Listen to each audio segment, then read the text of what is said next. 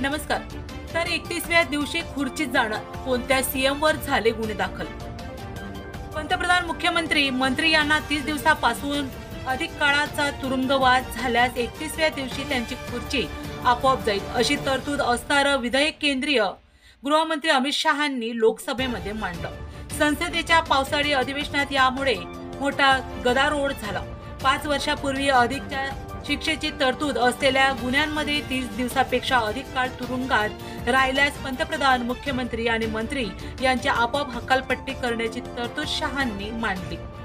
या पार्श्वभूमीवर एक महत्त्वाचा अहवाल समोर आला आहे. देशातील कोणत्या मुख्यमंत्र्यांवर किती गुन्हे आहेत, त्यात गंभीर गुन्ह्यांची संख्या किती, याची आकडेवारी नॅशनल इलेक्शन वॉचन प्रसिद्ध यांनी केली. देशातील 40% मुख्यमंत्र्यांवर गुन्हे दाखल आहेत. राज्य आणि केंद्र शासित प्रदेशाच्या एकूण 30 मुख्यमंत्र्यांपैकी 12 जणांवर गुन्ह्यांची नोंद आहे. एडीआर आणि नॅशनल इलेक्शन वॉचच्या अहवालानुसार देशातील 10 मंत्र्यांचा विरोध, हत्याचा प्रयत्न, अपहरण, लाचखोरी, धमक्या अशा स्वरूपाचे गंभीर आरोप आहेत. यामध्ये तेलंगणाचे मुख्यमंत्री रेवंत रेड्डी पहिल्या क्रमांकावर आहे. त्यावर 89 गुन्ह्यांची नोंद आहे. दुसऱ्या क्रमांकावर तामिळनाडूचे मुख्यमंत्री के स्टॅलिन आहे. त्यांच्या विरोधात 47 गुन्ह्यांची नोंद आहे. आंध्र प्रदेशचे मुख्यमंत्री चंद्रबाबू नायडू यांच्या विरोधात 19, कर्नाटकचे मुख्यमंत्री यांच्या विरोधात 13, झारखंडचे मुख्यमंत्री यांच्या विरोधात 5 गुन्ह्यांची नोंद आहे. महाराष्ट्राचे मुख्यमंत्री देवेंद्र फडणवीस यादीत 6व्या स्थानी आहेत. त्यांच्या विरोधात 4 गुन्ह्यांच्या नोंद आहे. हिमाचल प्रदेशाचे मुख्यमंत्री सिंह सुको यांच्या विरोधात 4 गुन्ह्यांची नोंद आहे. यानंतर केरळचे मुख्यमंत्री आणि पंजाबचे मुख्यमंत्री भगवंत मान यांचा नंबर लागतो. त्यांच्या विरोधात प्रत्येकी 1 गुन्हा आहे. विशेष म्हणजे या यादीत बहुतांश मुख्यमंत्री भाजप विरोधात राजकारण करणाऱ्या पक्षाचे आहेत. फडणवीस हे यादीतले भाजपचे एकमेव मुख्यमंत्री आहेत.